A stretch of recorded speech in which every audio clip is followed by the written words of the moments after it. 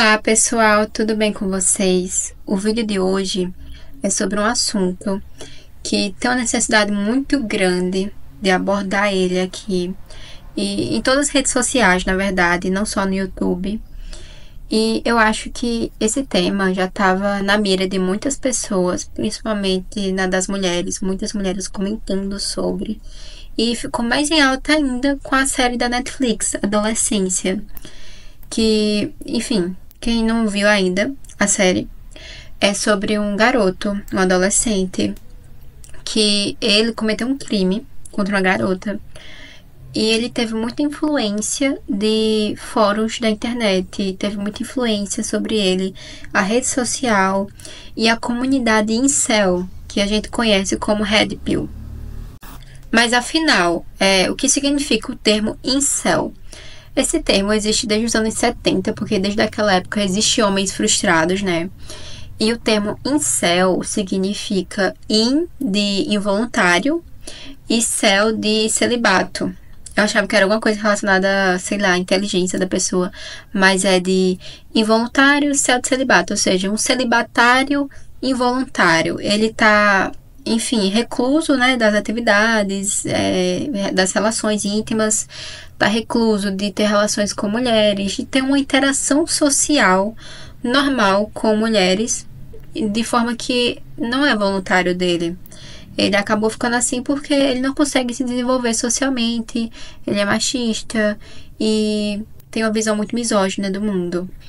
Bom, se eu dissesse que boa parte dos homens que odeiam mulheres na internet não são monstros evidentes, e o pior é que eu vejo muitas mulheres que apoiam esses homens. Em partes eu sei que é porque elas querem chamar atenção, né? Ou tem inveja das mulheres, de outras mulheres, tem rivalidade feminina, carência masculina, a famosa pick me girl também. É outro termo da internet. Eu adoro esses termos, porque toda semana tem um diferente para categorizar alguns grupos sociais. Nós mulheres, quando não estamos convivendo com homens do nosso meio social, nós estamos consumindo conteúdos ultra românticos, filmes românticos, doramas, fanfics, alguns tipos de livros, né? E a gente acaba tendo aquela imagem idealizada dos homens. Eu acho que essa comunidade incel, ela não é só chocante pela violência aberta. Eles não têm vergonha de serem violentos, não têm vergonha, eles não disfarçam mesmo.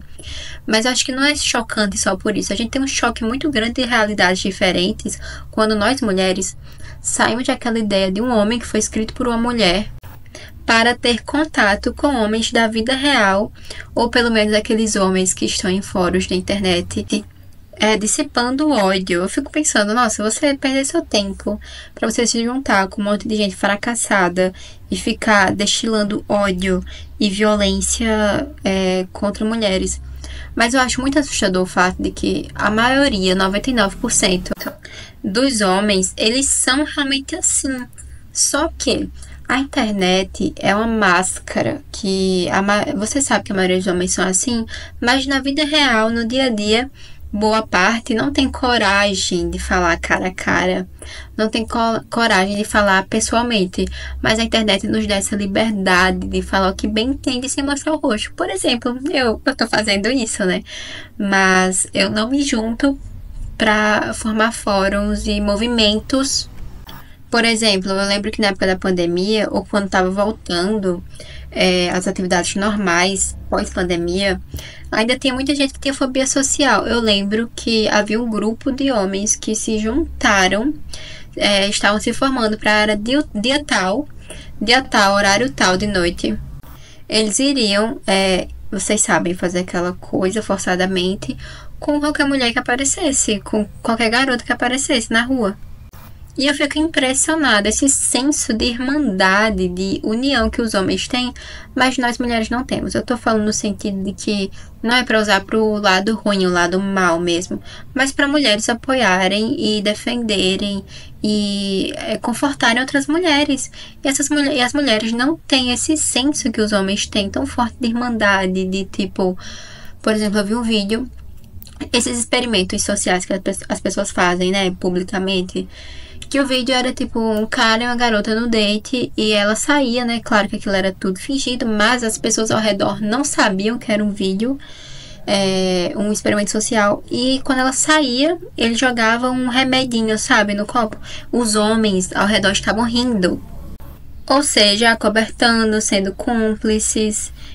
Por exemplo, é tão comum a gente ver amigos disfarçando ou mentindo para as esposas ou namoradas dos amigos de que ele não traiu ela.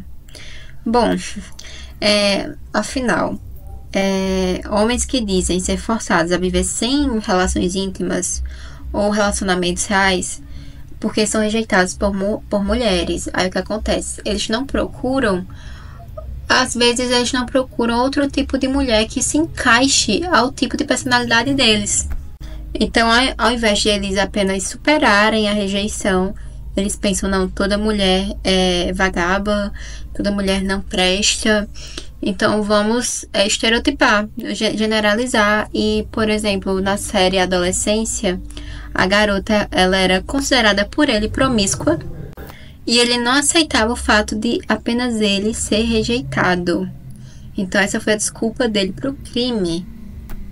E estudos e investigações mostram que esse grupo tem crescido nessas comunidades como Reddit, 4chan e outras comunidades Red Pill, e que a solidão masculina extrema já é considerada problema de saúde pública pela OMS, ou seja, um homem carente é extremamente perigoso, e depois é nós mulheres que temos problemas com as nossas emoções, né?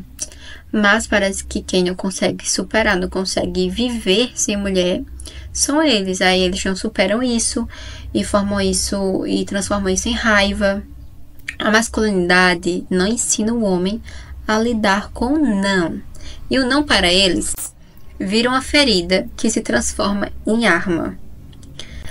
Um exemplo da cultura pop é Coringa, o filme Coringa de 2019. Ele também se tornou um símbolo, aquele Coringa daquele filme, mas eu acho que ele não se tornou tão icônico para esses homens dessas comunidades, porque ele não chega a expressar horror às mulheres mesmo. Ele apenas enlouqueceu e a repulsa dele é para a sociedade em geral.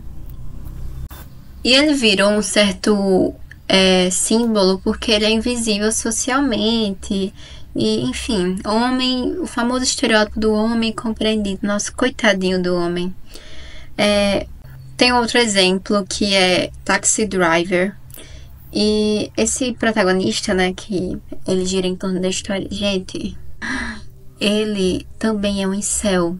Eu nem consegui assistir o filme todo, porque eu tive abuso dele. Eu realmente não fui com a cara dele, não gostei. E eu só assisti quase metade do filme. E ele convida aquela mulher pra ir pra assistir uns filmes estranhos, sabe? E é óbvio que ela rejeitou, né? Porque ela era uma moça direita, mas ele é um total incel, invisível socialmente. Eu acho que também tem relação com a realidade que ele vive de pobreza. E ele procura realmente evoluir mesmo. Mas esses personagens, eles parecem apenas ficção. A gente até cria uma repulsa contra eles. E é pra ter mesmo, mas a realidade é que eles representam milhares de homens reais que não sabem ser rejeitados e, obviamente, culpam as mulheres por isso. Já não basta o que a gente já sofre, tem que aguentar homens chorando em fórum. Por favor, né?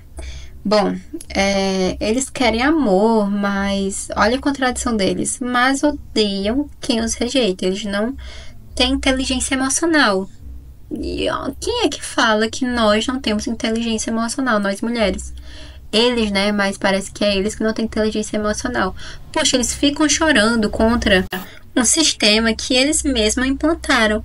Eles falam, homem não chora, homem não pode chorar, por isso que a gente tem esses problemas mentais. Quem foi que criou esse sistema? Agora vocês não conseguem sustentar esse sistema?